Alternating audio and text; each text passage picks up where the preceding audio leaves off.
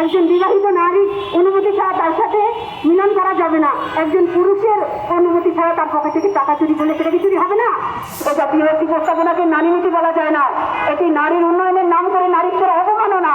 24 পরবর্তী আমাদের এই নতুন বাংলাদেশে আমরা নতুন ভাবে বাঁচতে চেয়েছিলাম, কিন্তু সে পথে বাধা হয়ে দাঁড়িয়েছে এক গাদা সপ্তাহ পচা নীতিমালা। সংস্কার একটি চলমান প্রক্রিয়া, সংস্কার হতে থাকবে, সংস্কারের উদ্যোগ নেওয়া হচ্ছে, হবে, যা আমাদের জন্য অনেক বেশি গুরুত্বপূর্ণ।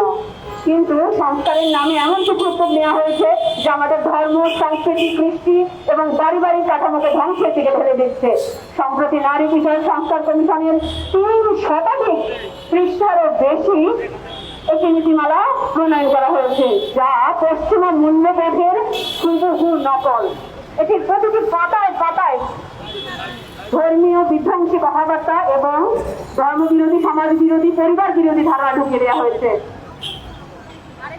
প্রথমে আমি যদি প্রত্যেকটা পৃষ্ঠা ধরে আমার পক্ষে সম্ভব নয় পর্যালোচনা করা, তবে আমি কিছু উল্লেখযোগ্য পৃষ্ঠা ধরে পর্যালোচনা করছি। প্রথম কথাতেই তারা বলেছে ধর্মভিত্তিক পারিবারিক আইনে বৈষম্য আছে।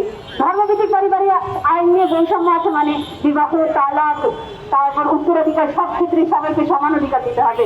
আরে ভাই, বুঝুন না কেন? এখন তালাক এক পক্ষ থেকে হয়, তাতে তালাকের পরিমাণ চেয়ে বেশি। যদি উভয় পক্ষ তালাক দেয় তাহলে তালাকের পরিমাণ কি পরিমাণে বাড়বে? আপনার আমার চিন্তার বাইরে সেটা। 26 নম্বর পৃষ্ঠা বলা হয়েছে ধর্মীয় গোষ্ঠী নারী উন্নয়নের পথের বাধা।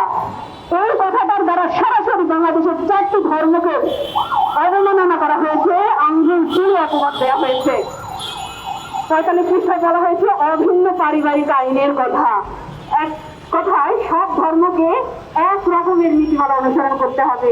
এবার এটা মৃত্যু পরবর্তী কালচার হোক, বিবাহ কালচার হোক, অথবা তালাক কালচার হোক, পারিবারিক কালচার হোক, সব ক্ষেত্রে সবাইকে একই নিয়ম ফলো করতে হবে। সম্প্রতি ধর্মীয় গোষ্ঠীরা এবং ধর্মীয় বিভিন্ন মানুষজন এটার বিরুদ্ধে অনেক বেশি প্রতিরোধ জানিয়েছে। এখন পৃষ্ঠায় বলা হয়েছে বিবাহ বিচ্ছেদের ক্ষেত্রে সম্পত্তির 50-50 ভাগাভাগি হবে।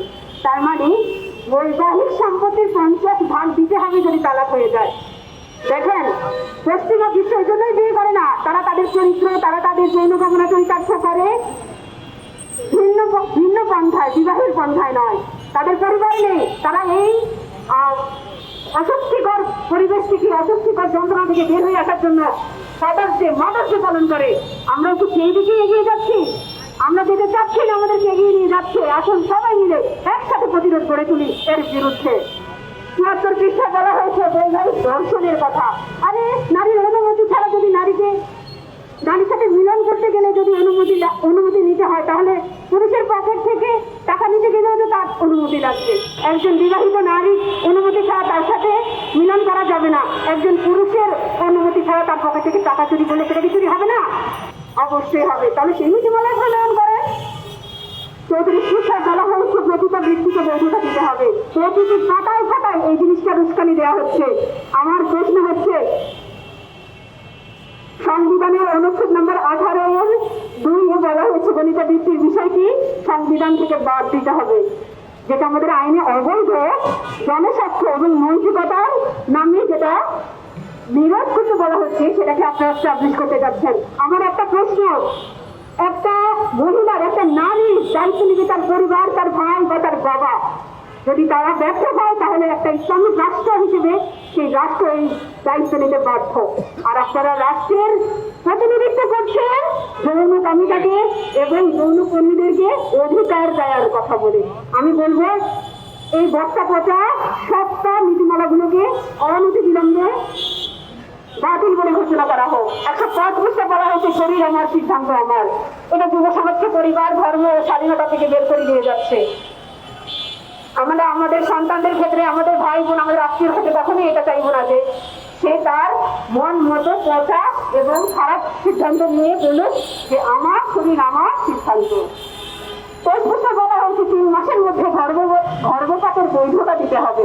এর মানে আপনি যেখানে যা ইচ্ছে করে বেড়াবেন, এরপর গর্ভধারণ হলে সেটা বৈধ ঘোষণা করতে হবে গর্ভপাতকে। তো এটা আমাদের জন্য আরো বেশি অবমাননাকর। 10 পৃষ্ঠায় বলা হচ্ছে রাষ্ট্র হবে ইহজাগতিক এবং মানবিক, যেটা আমাদের পরকাল এবং ইমানকে ছুঁড়ে ফেলে দেয়। 12 পৃষ্ঠা বলা হয়েছে যৌন শিক্ষা নিশ্চিত করতে হবে, 34 পৃষ্ঠা বলা হয়েছে স্বাধীনতা নৈতিকতা, এগুলো বাদ দিতে হবে। আসলে বলতে গেলে বলতেই ইচ্ছে করে এবং শেষ হবে না, এর প্রতিটি পাতায় পাতায় পাতায় পাতায় সমস্যা বিদ্যমান, যা মনের মধ্যে যুদ্ধ জ্বালিয়ে তোলে।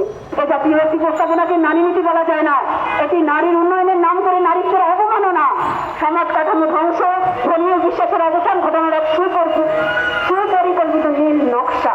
আমাদের দাবি এই প্রস্তাবনা অবিলম্বে বাতিল করতে হবে এবং প্রকৃতভাবে বাংলাদেশের কৃষ্টি ধর্ম ও নারী মর্যাদার প্রতি শ্রদ্ধাশীল নারীদের নিয়ে একটি নতুন